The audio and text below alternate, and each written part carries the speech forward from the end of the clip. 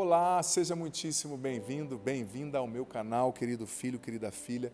Deus ilumine você, sua história, sua mente, o seu coração. Que satisfação ter você aqui comigo. Deus abençoe muito. Hoje, 26 de fevereiro, primeiro domingo da Quaresma. Que bom contar com a sua sintonia, com a sua presença, com a sua participação. Olha, se você é novo, nova no canal, convido você a se inscrever agora no canal, por gentileza. Ativa já o sininho das notificações para você ser informada, todas as vezes que entrar um conteúdo novo por aqui. E deixa já agora de antemão seu joia, seu like, sua curtida nesse vídeo. Assim você me ajuda muito a evangelizar. Assim o YouTube entende que esse é um conteúdo relevante e mostra para mais pessoas. E escreve aqui nos comentários seus pedidos de oração, as situações, o nome das pessoas. O padre vai rezar, tá bom? Olha, hoje é domingo, sempre eu sugiro, nos domingos eu oriento, geralmente a gente tem mais tempo, né? Escolha uma playlist aqui do meu canal nesse domingo, indico para você a playlist das orações e depois a playlist das minhas pregações no Sorrindo para a Vida, que é a playlist Sorrindo para a Vida. Deixa rolando aí na sua casa, enquanto você está cozinhando, viajando, se exercitando. Sabe, isso é muito importante, essas orações, essas palavras de Deus, vão purificando a sua casa, consagrando a Deus o ambiente. Deixa rolando para você ouvir e se instruir também. Muito importante, tá? Vamos então para a liturgia. No domingo eu sempre gosto de dizer onde estão as leituras, né? Primeira leitura do livro do Gênesis, capítulo 2, versículo de 7 a 9, e depois capítulo 3, versículo de 1 a 7. Dizendo, né, a história da criação. Deus formou o homem do pó da terra, soprou-lhe nas narinas o sopro da vida, né? Depois o colocou no jardim do Éden, né?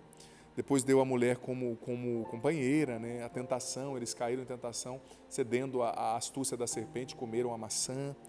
Muito bonita essa primeira leitura. Salmo 50, piedade, ó Senhor, tende piedade, pois pecamos contra vós. Segunda leitura, carta de São Paulo aos Romanos, capítulo 5, versículo do 12 ao 19. O pecado entrou no mundo por um só homem, através do pecado entrou a morte. A morte passou para todos os homens porque todos pecaram. Mas depois, São Paulo diz, né? A transgressão de um levou a multidão humana à morte, mas de modo bem maior, mais superior que a graça de Deus, ou seja, o dom gratuito concedido através de um só homem, Jesus Cristo, salvou a todos. O pecado entrou no mundo por Adão, a salvação entrou por Jesus, que nos redimiu definitivamente. Está explicando aqui São Paulo, falando da justificação, né? Falando que da desobediência de um homem, a humanidade foi colocada em condição de pecado, e pela obediência de um Jesus, a humanidade foi redimida, né? E passa por uma situação de justiça. Muito bonita a explicação, as leituras aqui hoje, essa segunda em especial.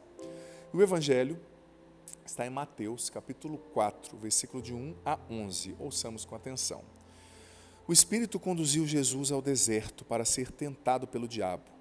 Jesus jejuou durante 40 dias e 40 noites, e depois disso teve fome. Então o tentador aproximou-se e disse a Jesus: Se és filho de Deus, manda que essas pedras se transformem em pães. Mas Jesus respondeu: Está escrito, não só de pão vive o homem, mas de toda palavra que sai da boca de Deus. Então o diabo levou Jesus à cidade santa e colocou sobre a parte mais alta do templo e lhe disse: Se és filho de Deus, lança-te daqui abaixo, porque está escrito, Deus dará ordem aos seus anjos a teu respeito. Eles te levarão nas mãos, para que não tropeces em alguma pedra. Jesus lhe respondeu: Também está escrito, não tentarás o Senhor teu Deus. Novamente o diabo levou Jesus para um monte muito alto, mostrou-lhe todos os reinos da terra, do mundo, aliás, e sua glória. Ele disse: Eu te darei tudo isso, se te ajoelhares diante de mim para me adorar.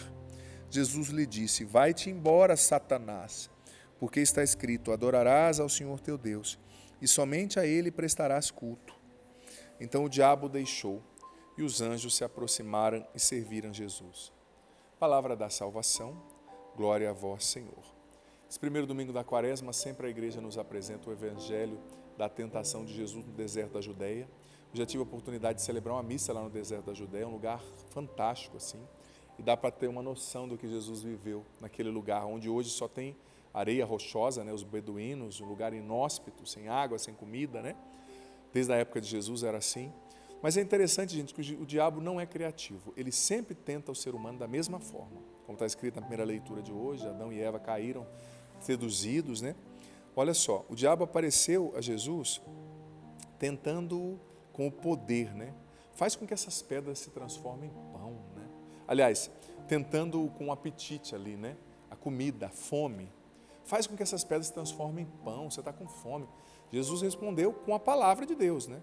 E o diabo tentou, né, Jesus usando versículos bíblicos, e Jesus quebrou a tentação, respondeu ao diabo usando também o conhecimento da Bíblia. Em primeiro lugar, para a gente vencer a tentação, a gente precisa conhecer a Bíblia precisa ter um lugar importante na nossa vida, precisamos lê-la, ouvi-la, meditar sobre ela, que nem você está ouvindo aqui o Evangelho.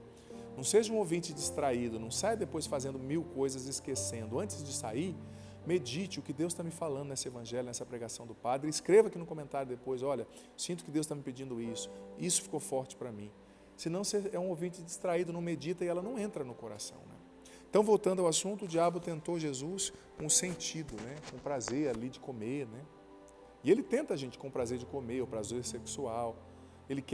O diabo é o sem esforço, ele quer nos conduzir a uma vida sempre pela porta estreita, sem esforço, mínimo de esforço, máximo de prazer, só churrasco, só festa. Esse não é o caminho de Deus, esse é o caminho do diabo. O caminho de Deus é o caminho do prazer também, da alegria, óbvio, mas é o caminho do esforço, é o caminho gradativo, é o caminho da paciência, é o caminho também que comporta cruzes e humilhações. Não é o caminho fácil, não é a porta estreita. O diabo nos tenta muito nos querendo propor o caminho mais fácil, a porta estreita, o sem esforço. Não é o caminho de Deus esse. Depois, Jesus respondeu, nem só de pão vive o homem, mas de toda palavra que sai da boca de Deus. Isso era uma citação do Antigo Testamento que Jesus estava repetindo. Depois o diabo o levou sobre o templo e disse, olha, se é filho de Deus, lança-se daqui para baixo. Mostra o seu poder, né? Porque está escrito, o diabo citou o Salmo 90. Deus dará ordem aos seus anjos, a teu respeito eles vão te levar na tua mão, você não vai tropeçar em nenhuma pedra. O diabo citou a palavra de Deus para confundir Jesus, tentando Jesus pelo poder. Mostra que você pode pular daqui, né? Que você é onipotente, que todo mundo vai te ovacionar. Mas Jesus também respondeu citando a palavra. Jesus disse, também está escrito, não tentarás o Senhor teu Deus. Ou seja, não vai ficar se expondo à morte para Deus ter que agir, fazendo um show pirotécnico. Cuida da sua vida. Para que você vai ficar dirigindo embriagado, dirigindo em alta velocidade? Ai, Deus vai cuidar de mim. Ele vai cuidar de você, mas não tente a Deus. Você pode morrer nesse acidente, porque você está sendo imprudente. E Deus vai deixar você lidar com as consequências das suas escolhas imprudentes, né? Não tente a Deus comendo demais, correndo demais, não cuidando da saúde. Quanta gente nova morre com infarto, que não faz uma caminhada, só come tranqueira, só gordura, só carboidrato. Não tente a Deus. Jesus também respondeu, não tentarás o Senhor teu Deus, citando a Bíblia, né? Então o diabo, por sua vez, uma última vez, levou Jesus no alto monte, mostrou todos os reinos da terra, falou, eu vou te dar tudo isso, se você se ajoelhar diante de mim, né?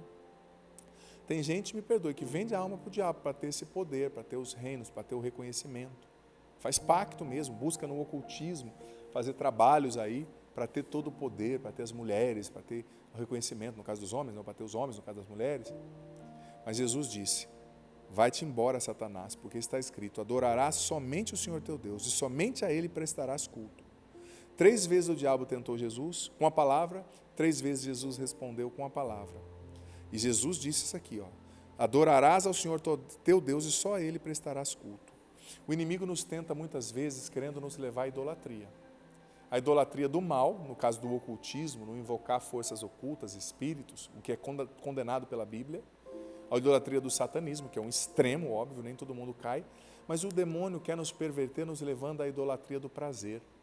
Nós vivemos num tempo que as pessoas idolatram o prazer, o hedonismo, né? Dizia o Papa Bento XVI, o Papa Francisco também fala. Cultura do prazer, o prazer é um ídolo, eu quero ter muito prazer, nada de esforço, só beber, só sexo, só comida. Cuidado.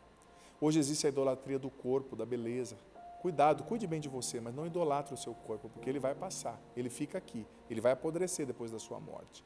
Construa também o seu corpo eterno, a sua santidade, a sua santificação, a sua imitação de Cristo.